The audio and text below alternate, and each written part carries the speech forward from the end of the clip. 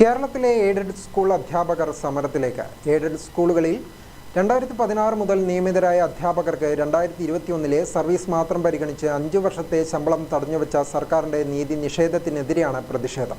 ഭിന്നശേഷി സംവരണത്തിൽ നിലവിലുള്ള തസ്തികകളിൽ നിയമിതരായ 16,000-ൽ പരം അധ്യാപകർക്ക് നിയമന അംഗീകാരം നൽകിയില്ലെന്നും കേരള എയ്ഡഡ് ടീച്ചേഴ്സ് അസോസിയേഷൻ ആരോപിക്കുന്നു.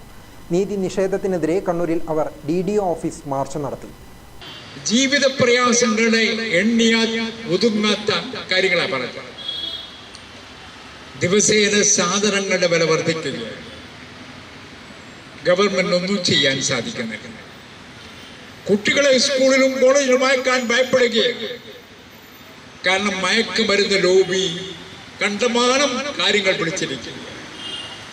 ജോലിയുള്ളവർ അവർക്ക് അനുഭവപ്പെട്ട ആനുകൂല്യങ്ങളൊന്നും നൽകുന്നില്ല. ഇപ്പൊ ഞാനൊരു പെൻഷൻ പറ്റിയ അധ്യാപകനാണ്. എനിക്കറിയാം നമുക്ക് കിട്ടേണ്ട DA അതൊന്നും ലഭിക്കുന്നില്ല.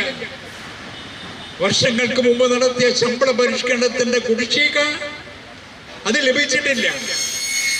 രാജ്യത്തെ ജീവനക്കാർ മുഴുവൻ തന്നെ തങ്ങൾക്ക് ലഭിക്കാൻ അർഹതപ്പെട്ട അവകാശങ്ങളും കാര്യങ്ങളും ലഭിക്കാത്തതിന്റെ ഭാഗമായിക്കൊണ്ട് സമരവുമായി മുന്നോട്ട് പോകുന്ന ഒരു ഘട്ടത്തിലാണ് KSTAയുടെ സഹോദരന്മാർ ഇന്ന് ഈ പരിപാടിയുമായി മുന്നോട്ട് പോകുന്നു. കേരള എയ്ഡഡ് ടീച്ചേഴ്സ് അസോസിയേഷന്റെ നേതൃത്വത്തിൽ വിദ്യാഭ്യാസ ഡെപ്യൂട്ടി ഡയറക്ടർ ഓഫീസിലേക്ക് മാർച്ച് നടത്തി.